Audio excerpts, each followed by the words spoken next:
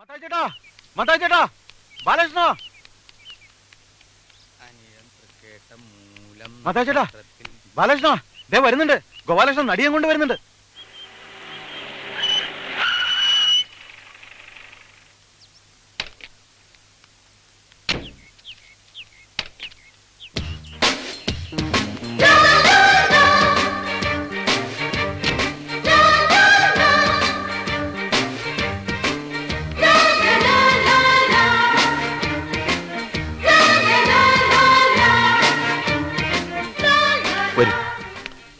എന്തമ്മ നിന്നെ ആര് വിളിച്ചടേ? ശല്യം. നീ പെട്ടിയോണ്ടാകത്ത് പോയി. മീര വരൂ.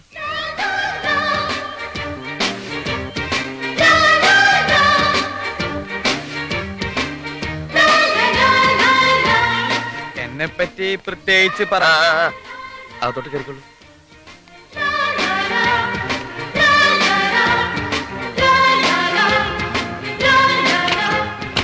ഇതാണ് എന്റെ മുറി.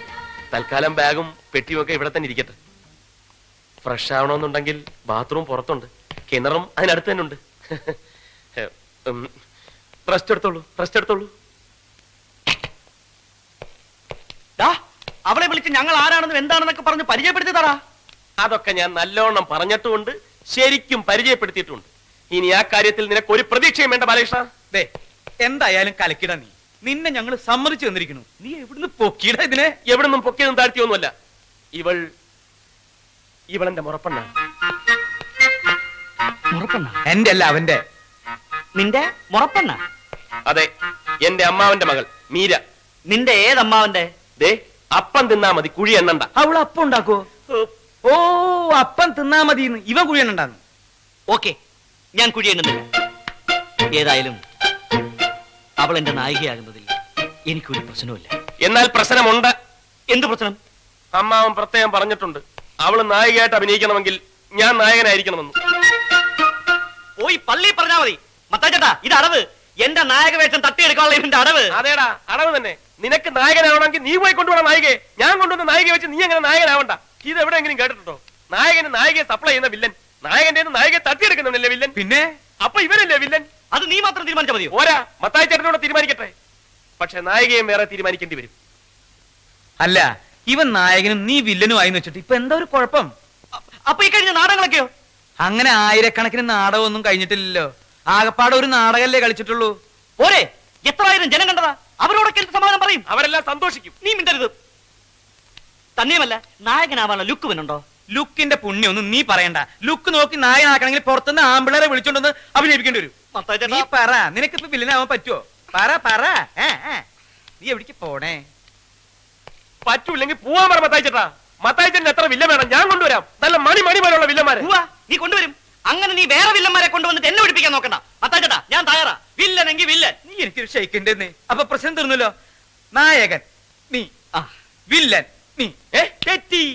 നായകൻ നീ, വില്ലൻ നീ. പ്രശ്നം തീർന്നല്ലോ. ഗോപാലകൃഷ്ണ, നാടകത്തിൽ മാത്രമല്ല, ഇനി ജീവിതകാലം മുഴുവൻ ഞാൻ നിന്റെ വില്ലനായിരിക്കും.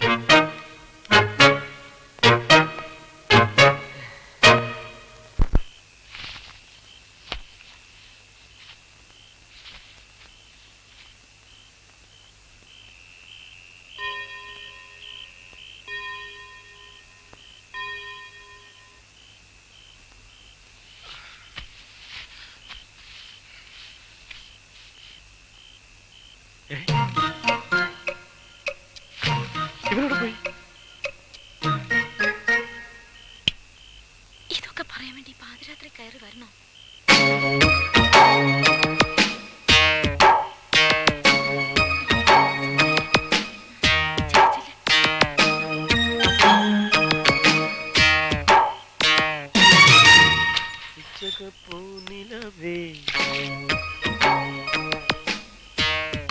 മച്ചിന്റെ മേലിരുന്ന് ഒളിച്ചു നോക്കാൻ ലജ്ജയില്ലേ?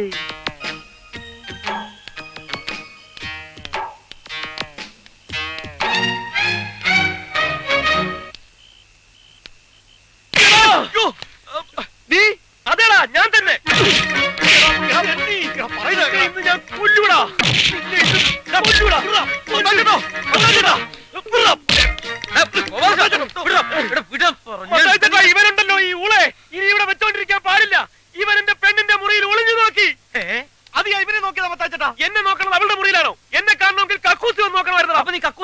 കിടന്നുറങ്ങിയത്? കിടന്നുറങ്ങിയതല്ല മത്തായി ചേട്ടാ, ഞാൻ കക്കൂസി പോകുന്ന തക്കം നോക്കി ഇവൻ അവളുടെ മുറിയിൽ ഒളിഞ്ഞു നോക്കി. നോക്കിയടാ. നോക്കി, സത്യമാ.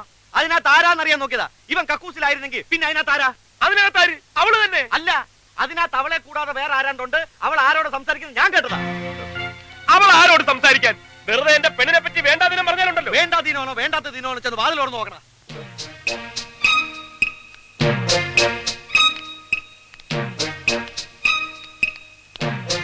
മീരേ, മീരേ, ആ വാതിലൊന്ന് തുറന്നേ. ആരാകത്ത്? ആരുമില്ല. എന്നാ പോവാ. നിക്കേ, പിന്നെ നീ ആരോട് സംസാരിച്ചത്? ഞാൻ ആരോടും സംസാരിച്ചില്ല. ഞാൻ കേട്ടാണല്ലോ നീ സംസാരിക്കുന്നത്. അതോ, ദേ ഞാൻ നാടകം പഠിക്കായിരുന്നു. മത്താച്ചേട്ടനല്ലേ പറഞ്ഞ നേരം വെളുക്കുമ്പോഴേക്കും നാടകം കാണാപ്പാടം ആയിരിക്കണോന്ന്. എടാ, അവള് സംസാരിക്കുന്ന പെണ്ണാ. സംശയിക്കാതെടാ. മത്തായി ചേട്ടാ, മതിയെടാ, മതി, മാറിക്കടാ, മാറി. ഇനി മാറാനും മതിയാക്കാനും ഒന്നും പറ്റില്ല. ഇവൻ എന്റെ മുറപ്പെണ്ണിന്റെ ചരിത്രത്തെയാണ് സംശയിച്ചിരിക്കുന്നത്. ഇവനെ ഇവിടെ വെച്ചോണ്ടിരിക്കരുത്. ഇപ്പൊ തന്നെ ഷെയർ കൊടുത്ത് പറഞ്ഞു വിട്ടേരെ. ഷെയർ കൊടുത്ത് പറഞ്ഞേക്കണോ ഷെയർ കൊടുക്കാണ്ട് പറഞ്ഞേക്കണോ എന്ന് തീരുമാനിക്കുന്നത് ഞാനാണ്. ബാലകൃഷ്ണ പോയെ ചെന്നവള് മാപ്പി വയ്ക്കും. മാപ്പും കോപ്പും ഒന്നും പറഞ്ഞിട്ട് കാര്യമില്ല. ഇവന് തക്കതായ ശിക്ഷ കൊടുക്കണം, അല്ലാണ്ട് ഞാൻ സമ്മതിക്കില്ല. ശിക്ഷയെ? എന്ത് ശിക്ഷ? പണ്ടൊരു നടിയുടെ പ്രശ്നത്തിന് എന്റെ കൈ അറിയാണ്ടെന്ന് തൊട്ടെന്ന് പറഞ്ഞ് ഒരാഴ്ച എന്നെ കൊണ്ട് അടുക്കളപ്പണി ചെയ്യിപ്പിച്ചില്ലേ, അതുപോലെ ഇവരെ ചെയ്യിപ്പിക്കണം. അത് നീ അറിയാണ്ട് ഓട്ടോന്നല്ലോ, മലപ്പുറം ചെയ്തല്ലേ? അതേപോലാണോ ഇത്? നീ മിണ്ടരുത്. നിനക്ക് വോയിസ് ഇല്ല, വോയിസ് ഇല്ല, വോയിസാ? വോയിസ് ഇല്ല. മത്തായി ചേട്ടാ, ശിക്ഷ നടപ്പാക്കുന്നോ ഇല്ലയോ? ഇല്ലെങ്കിൽ നാളത്തെ ഫസ്റ്റ് ബസ്സിന് ഞാനും അവളും സ്ഥലം വിടും. ഓ, ഇത് വലിയൊരു ശല്യായില്ലോ. ബാലകൃഷ്ണ, നാളെ മുതൽ ഇവിടുത്തെ പാചകം നീ ഒറ്റയ്ക്ക് ചെയ്യണം. ഒരാഴ്ചത്തേക്ക്. ഒരാഴ്ച, ഇങ്ങനെ ഒരാഴ്ച പോരെ? തൽക്കാലം മതി, ബാക്കി പിറകെ. ഒരു മാസം പറയേണ്ടതായിരുന്നു. ഉറക്കൊളിച്ച് പെണ്ണുങ്ങളെ നോക്കാൻ നടക്കല്ലേ?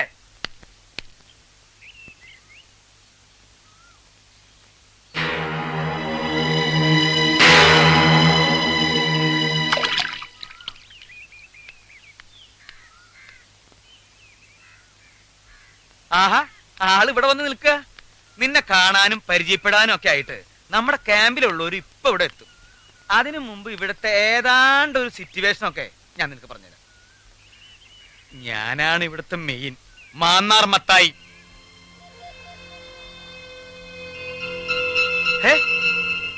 ഇതിന് നല്ലോണം ആഴമുണ്ടോ? ആഴോ? ആഴം ഞാൻ ചാടി നോക്കിയിട്ടില്ല. ചാടി നോക്കിട്ട് അറിയിക്കാം. എന്നാല് ഞാനൊന്ന് ചാടി നോക്കിയാലോ? എന്ത്? ഇതേ ചാടി ഇതിന്റെ ആഴം വരെ ഒന്ന് ചെന്ന് നോക്കിയാലോ ഒന്ന്. എന്തിന്? വെള്ളത്തിൽ ഭാരങ്ങൾ ഇല്ലാണ്ടാവുന്നല്ലേ പറയാറ്? നമുക്കൊക്കെ എന്തോരം ഭാരങ്ങളാ. ഈ ഭാരങ്ങളൊക്കെ ഇല്ലാണ്ടാക്കാൻ അങ്ങ് ആഴം വരെ ചെല്ലണം. എന്നിട്ട് ഒരു ഭാരം ഇല്ലാണ്ട് വെറും പൊങ്ങ് തടി പോലെ കിടന്ന് വെള്ളത്തിന്റെ താളത്തിൽ അങ്ങനെ ഒഴുകി നടക്കണം. എന്തൊരു രസമായിരിക്കും അത്. എന്ത് രസം? സത്യം പറ. ഞാൻ ആരോടും പറയില്ല. നിനക്ക് വല്ല ഭ്രാന്തുണ്ടാ? സത്യം പറയുമ്പോ മറ്റുള്ളവർക്ക് ഭ്രാന്തായിട്ടേ തോന്നും. മതി സത്യം പറഞ്ഞത്. പോയേ. ഇതുപോലുള്ള സത്യം മേലിലൂടെ മിണ്ടി പോകരുത്. പോയേ, കയറി പോയേ. ഓ, എന്താ പെണ്ണ് പറഞ്ഞിട്ട് പോയത്? കേട്ടിട്ട് കൊതിയായിട്ട് പാടില്ല. കെട്ടി ചടിച്ചാവാൻ. 1 2 3 4.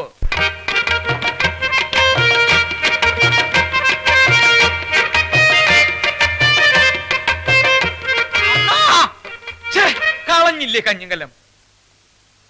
അണ്ണാ ദേ ഇവിടെ അണ്ണാ, ഇങ്ങോട്ട് നോക്കണ്ട.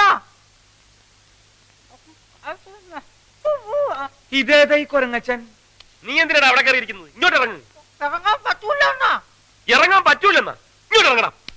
ഡാൻസ് ഒന്ന് റിഹേഴ്സൽ ചെയ്യാൻ സമ്മതിക്കില്ലെന്ന് പറഞ്ഞാൽ രാവിലെ മുതൽ ഓരോരോ പാര.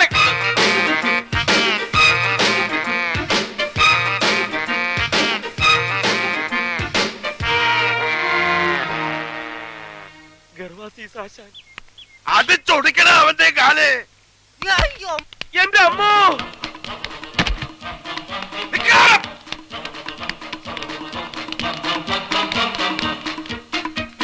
എളുപ്പാളി. എന്റെ ദൈവമേ, ഈ പിച്ചക്കാരെല്ലാവരും കൂടി എവിടേക്ക് പോണേ? പിച്ചക്കാരന്റെ അപ്പൻ പോകാൻ നടക്കണ.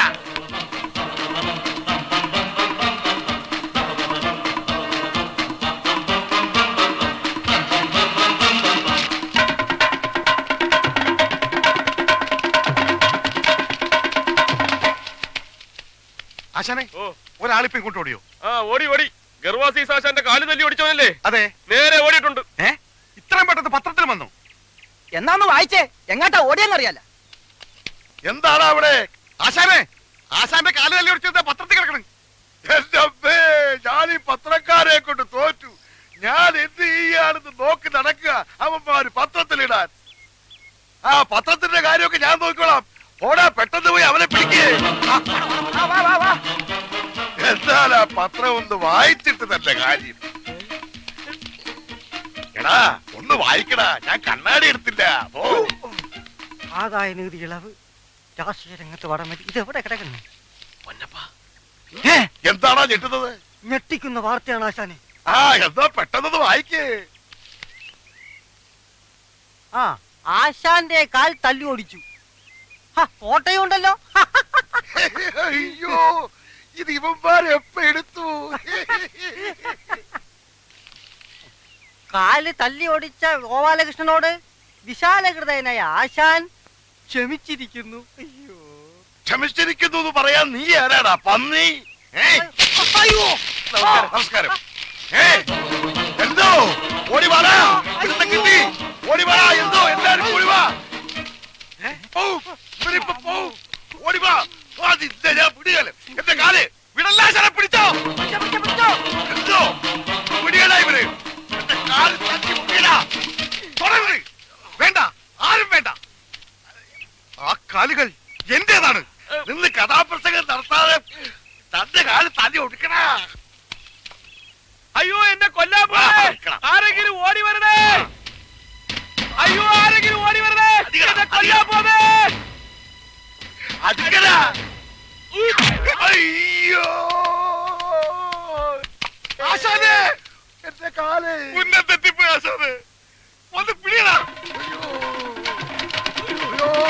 അയ്യോ, അവനല്ലടാ, ആശാനെ പിടിയടാ. അയ്യോ, എടുക്ക്. ഓ, എന്റെ രണ്ട് കാല് തല്ലി ഒടിച്ച് പെട്ടെന്ന് ആശുപത്രിയിലേക്ക് കൊണ്ടുപോടാ. അയ്യോ.